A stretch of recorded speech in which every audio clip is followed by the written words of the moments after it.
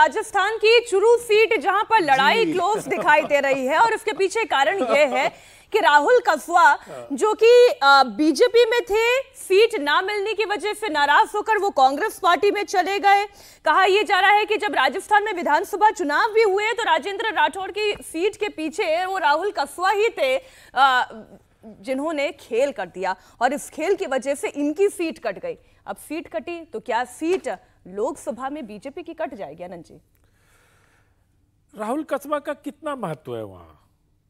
मुझे ये कोई ये नहीं बताता कि राहुल कसबा को जब बीजेपी ने टिकट दिया था और जिनको जब सांसद बने तो वो कितने बड़े नेता थे वहां के। अगर इसमें फर्क है, बताता हूँ, उसका कारण है जी, इनके फादर जो थे राम सिंह कसबा थे। देखो, राम सिंह कसबा बड़े लीडर थे वहां के, भाजपा में उनका, हाँ, भाजपा में उनका अस्तित्व था, बड़े लीडर थे। और राहुल को उनकी डेथ के बाद, मतलब राहुल को जब दिया तो उसने उस लीगेसी को करा, ये एक फैक्ट है। मतलब मैं सिर्फ यही कह रहा था कि अगर राजस्थान में कोई एक सीट है जिसको लेके 100% मतलब कांग्रेस आश्वस्त है या लोगों के जो राजनीतिक विश्लेषक हैं वो चूरू की ही सीट है। अगर चूरू की सीट नहीं तो हम कहेंगे 25-0 हो जाएगा। मैं सिर्फ इतना कह रहा था कि राहुल कसबा, जो सुधांशु जी ने मेरी बात की तस्दीक की, उनके पिताजी बहुत बड़े नेता थे। पिताजी की विरासत को, जैसे राहुल जी को विरासत सोनिया जी ने सौंप दिया रायबरेली में, राजनीति अब ऐसे नहीं चल रही है। तो ये जी भी तो है, ये जमाना वैसा नहीं है।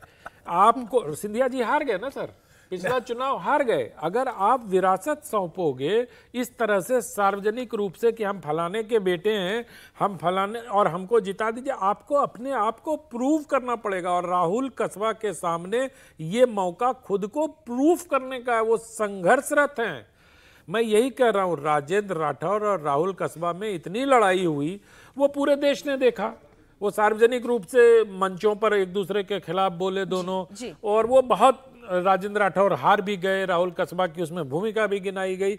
मैं सिर्फ ये कह रहा हूं कि जिसको पार्टी का वोट मिलता है, ये हम लोग क्या है ना कि हम लोग जब विश्लेषण करने बैठते हैं, मैं बार बार इस बात को कहता हूं हर जगह कि हम नरेंद्र मोदी के वोट को काउंट नहीं करते हैं। नरेंद्र मोदी ने अपना एक अलग वोट बैंक बनाया है। नहीं तो 100 बात की एक बात आनंद जी, ये बताएं कि चुरू सीट जा रही है या बीजेपी रिटेन कर रही है?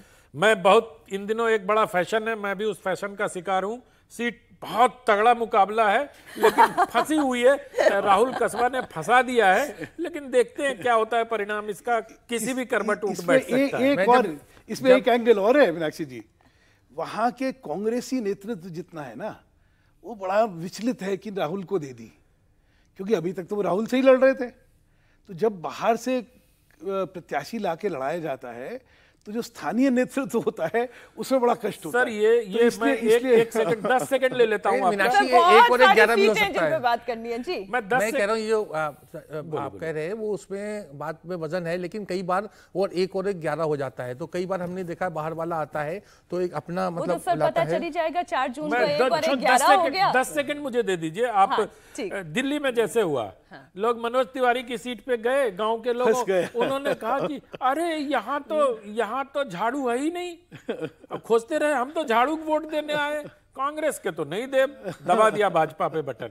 महाबल मिश्रा की सीट पे गए तो उन्होंने कहा अरे महाबल कहाँ गया, यहाँ तो कांग्रेस है ही नहीं।